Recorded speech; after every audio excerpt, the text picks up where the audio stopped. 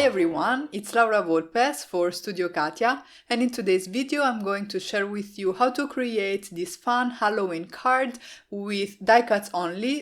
The products that I used for today's card are the pumpkin shaker die, the dotted Slimline set 2 dies. I also used the spiderweb shaker die, the MEOWY Halloween stamp set, and lastly the spiderweb stencil. As a first step, I went ahead and off-camera die cut some colored cardstock in purple and green using the dotted Slimline set 2, and now I'm going to do some ink blending on both panels. I started from the purple one and I decided to use the spiderweb stencil to create a fun pattern. I used Pixie spray to add a little bit of tack to the stencil so that it wouldn't move. I usually use my Station, which has these nice magnets that hold stencils and cardstock in place, but because the spiderweb stencil is so fine, I thought that using the Pixie spray on top of that would make the whole thing more sturdy so that I can get a nice and crisp impression, which is what happened, as you can see here on camera.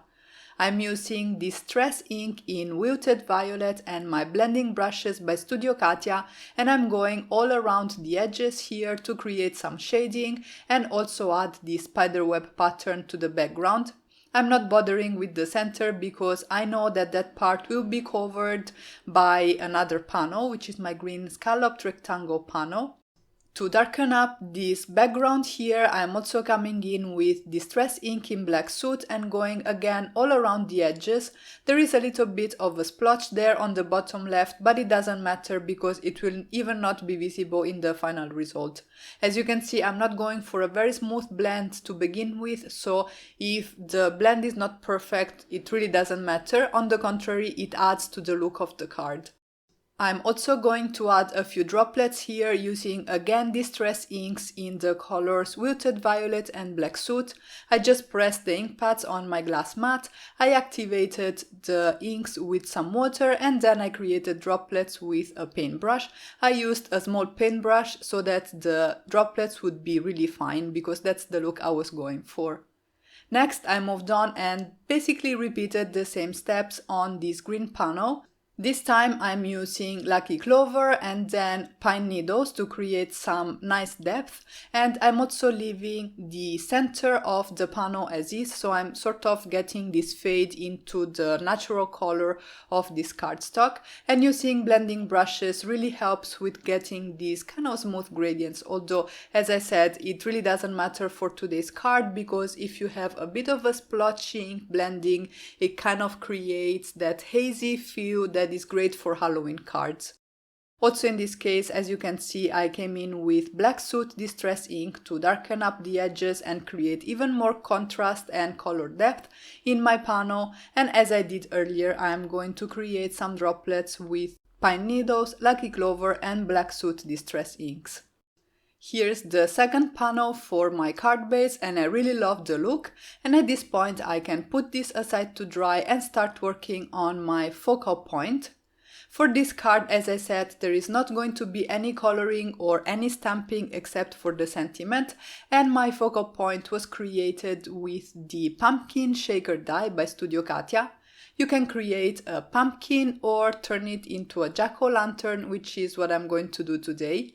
I die cut my pumpkin out of some orange cardstock, and you can see that I obtained two die cuts. One is kind of a frame in case you want to turn this into a shaker, and the other is the body of the pumpkin. I used ripe persimmon and black soot distress inks to add some shading to the pumpkin, and then I'm also using additional dies in the set to create some decorations for the pumpkin itself. I cut a leaf, one little swirly thing whose name I'm sorry I don't know, and I also cut out the stalk here of the pumpkin out of some green cardstock. I trimmed off the excess, and then again I'm going to add a little bit of blending to them using pine needles and Black Soot Distress inks. Next, I created the eyes for my jack-o'-lantern here, and I die cut them out of some dark gray cardstock and added some shading with Distress ink in Black Soot. You could also directly cut them out of some black cardstock or even out of some yellow cardstock if you wanted it to look as if the pumpkin was glowing. Another fun thing you could do is to add some LED lights at the back and turn this into an interactive card, and I may just do that in the future, I'm not sure. I then decided to go for an inlay die cut effect, so I die cut the eyes and the mouth out of the main body of the pumpkin as well.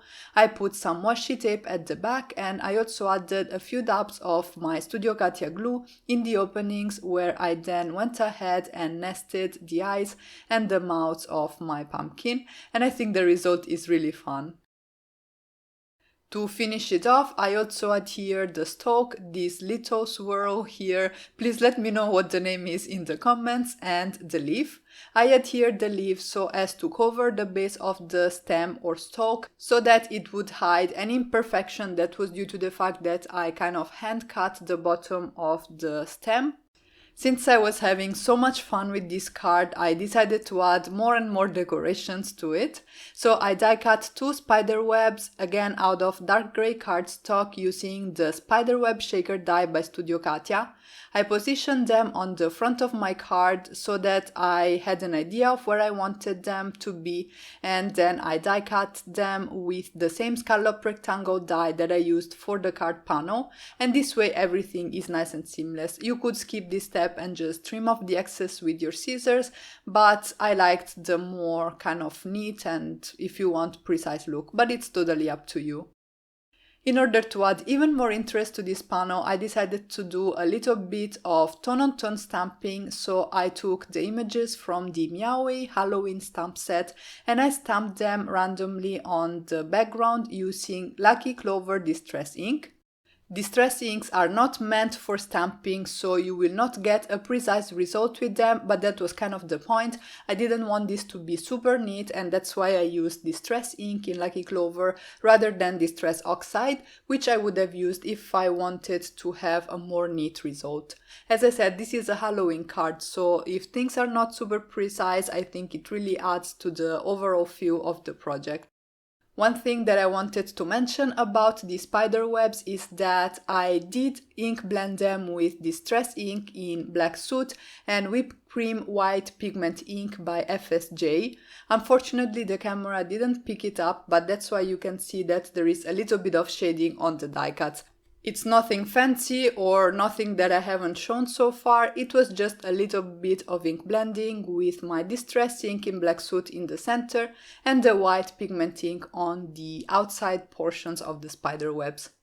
Next, it was time to adhere my focal point here, and I glued down the center of the pumpkin first and the frame afterwards, and I really love the look of this die cut with the frame like that. I think it's really unique.